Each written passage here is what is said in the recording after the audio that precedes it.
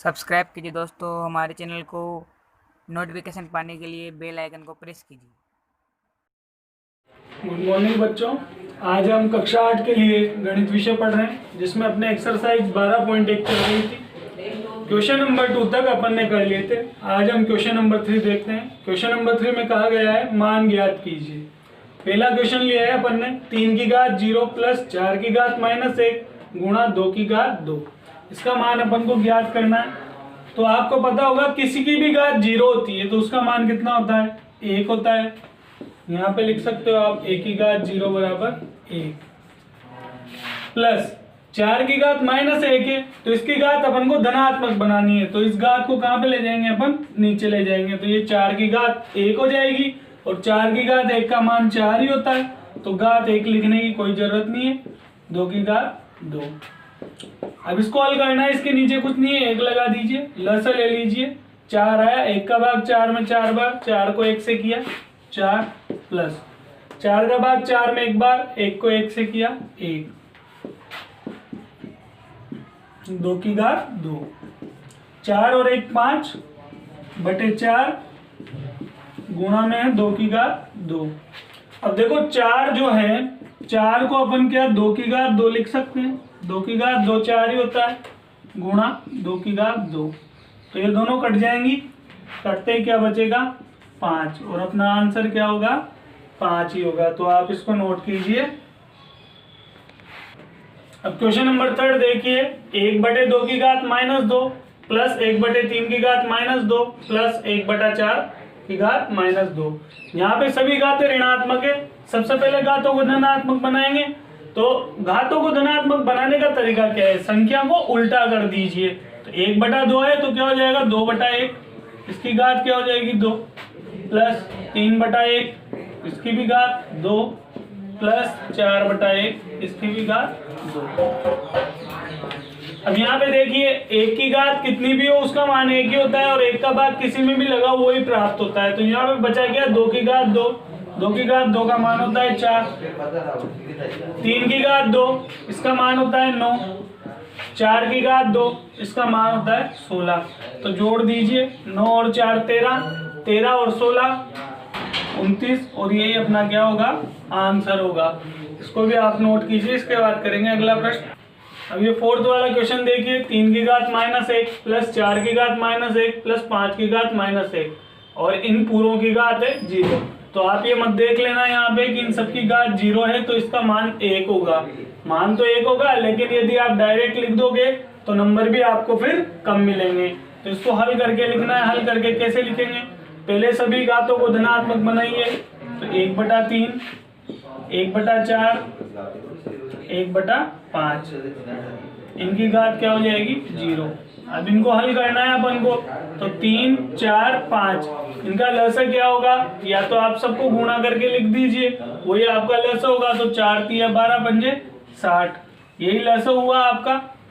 60 लसा आया, 3 का भाग 60 में लगाओ, कितनी बार 20 बार, 20 को 1 से किया 20। 4 का भाग 60 में 15 बार, 15 को 1 से किया 15। 5 का भाग 60 में 12 बार, 12 को 1 से गुणा किया 12 और इसकी घात क्या है 0।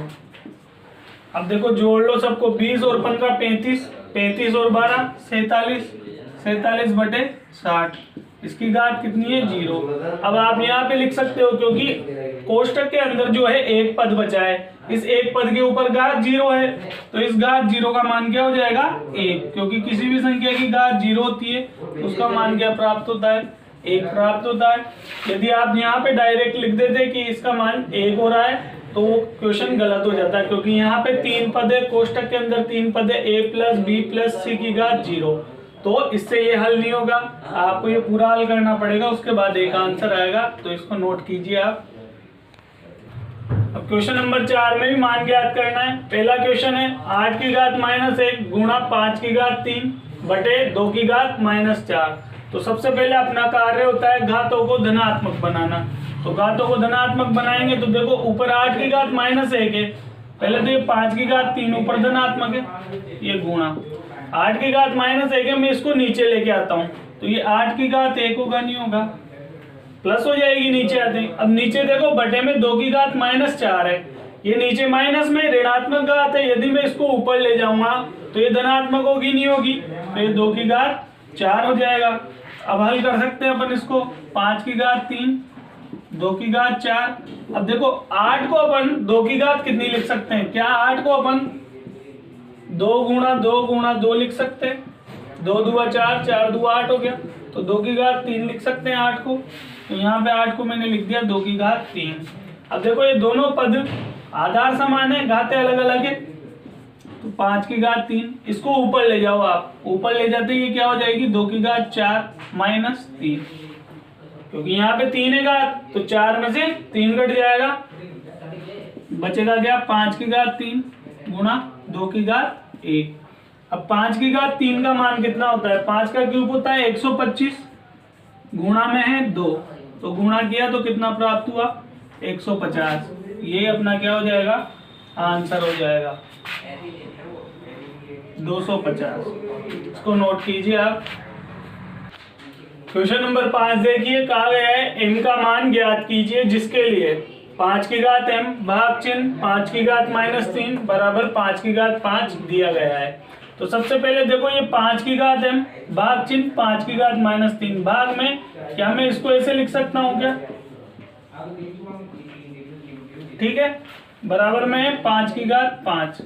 आपको एक सूत्र पढ़ा था आपने, a की घात m बटा a की घात n हो, तो ये क्या हो जाती है a की घात m माइनस n हो जाती है, यही होता है। तो अब देखिए आप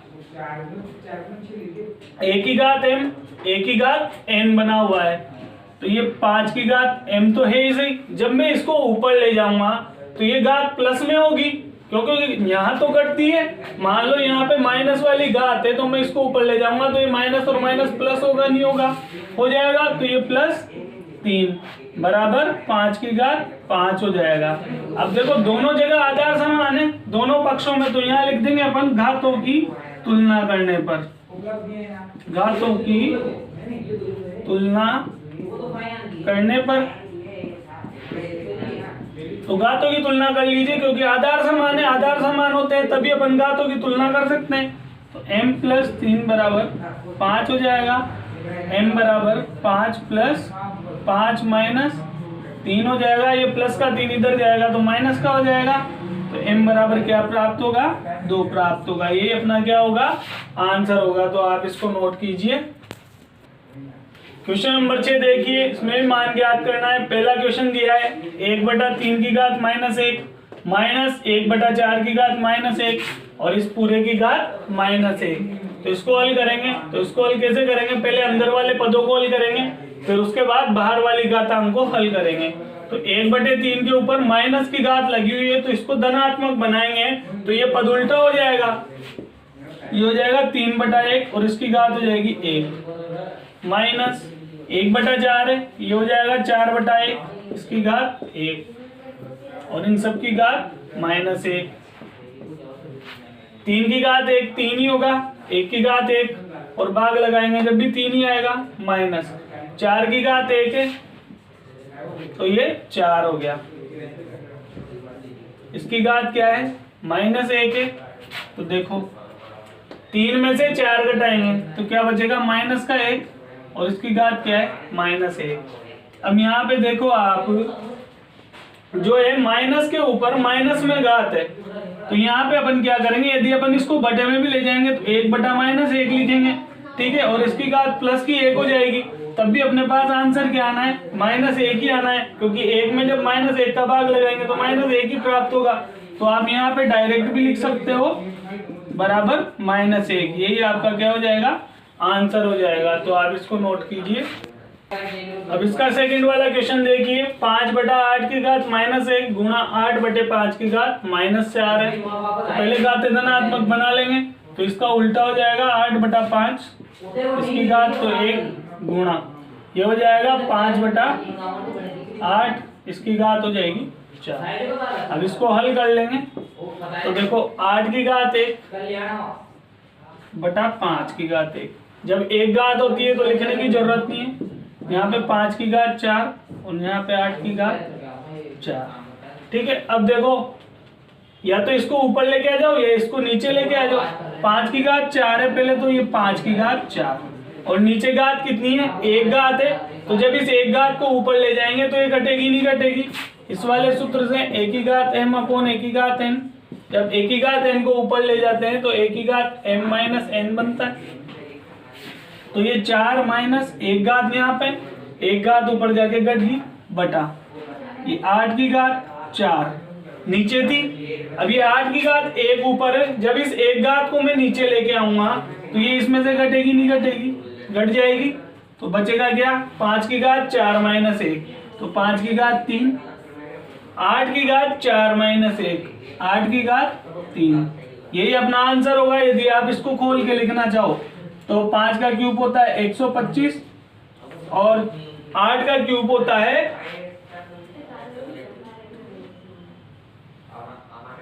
512। ये आपका क्या हो जाएगा, आंसर हो जाएगा। तो नोट कीजिए इसे। अब क्वेश्चन नंबर 7 का सेकंड वाला क्वेश्चन देखिए। 3 की घात माइनस 5, 10 की घात माइनस 5 गुणा 125, 5 की घात माइनस 7 गुणा 6 की घात माइनस 5। अब इसको हल करने के लिए देखना, यहाँ पे 3 की घात माइनस 5 है जैसा का जैसा, ठीक है, गुणा। अब देखो 10 की घात माइनस 5 है, लेकिन यहाँ पे 5 की घात आ रही है, 10 की घात अपने पास कहीं भी नहीं है, तो अपन 10 की घात को तोड़ देते हैं। तो 10 को अपन क्या लिख सकते हैं, 2 गुणा 5 लिख सकते हैं। इसकी घात क्या हो जाएगी, -5 गुणा 125।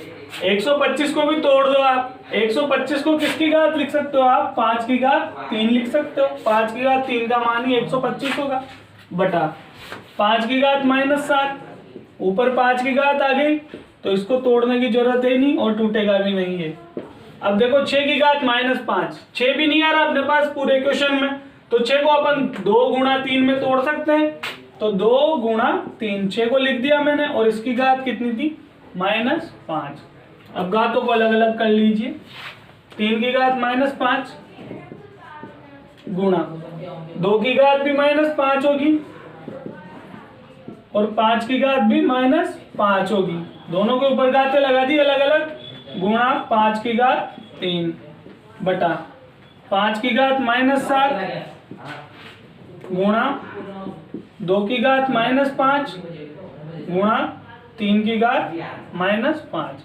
अब यहाँ पे देखो जो कट रहा है उसको काट दो, जो बच रहा है उसको रहने दो। 2 की घात -5 और 2 की घात -5, ऊपर नीचे समान चिन्ह वाली घातें थी, समान आधार है, समान घातें हैं तो कट जाएंगी। ये भी 3 की घात -5 और 3 की घात -5, ये भी कट गई। बचा क्या अपने पास, ऊपर तो बता 5 की घात -5 और 5 की घात 3 और नीचे बचा 5 की घात -7। तो यहाँ पे देखो 5 की घात -5, अब इन दोनों के आधार समान है और गुणा में तो घातें क्या होंगी, जुड़ जाएगी। तो -5 + 3 बटा 5 की घात -7 जोड़ दो। 5 की घात -5 + 3, तो -5 में +3 जोड़ेंगे तो कितना प्राप्त होगा, -2 प्राप्त होगा और नीचे 5 की घात -7। अब देखो हल करना था अपन को, ये मान ज्ञात करना था इसका, तो इसको ऊपर ले जाओ। तो ऊपर ले जाते ही क्या बन जाएगा, देखो 5 की घात -2 है। ये घात जब ऊपर जाएगी तो ये यहाँ पे ऋणात्मक है तो ऊपर धनात्मक होगी नहीं होगी, तो ये धनात्मक हो गई। तो जोड़ दीजिए, 7 में से 2 घटाया तो कितना बचा, 5। यही अपना क्या हो जाएगा, आंसर हो जाएगा। यदि आप इसको खोल के लिखना चाहो तो गुणा करके लिख देना, ये 5 गुणा 5 गुणा 5 गुणा 5 गुणा 5, तो 25, 125, 625, 625 को 5 से किया तो 25, 6 पंजे 30 और 2 32, 6 पंजे 30 और 3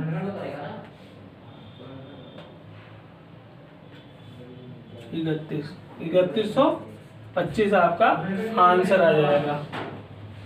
यही आपका आंसर होगा, इसको नोट कीजिए। और इसके बाकी के जो भी क्वेश्चन बचे हैं वो आप लोगों को करने हैं। आपकी ये प्रश्नावली खत्म हो गई है, ये आपका होमवर्क है। धन्यवाद।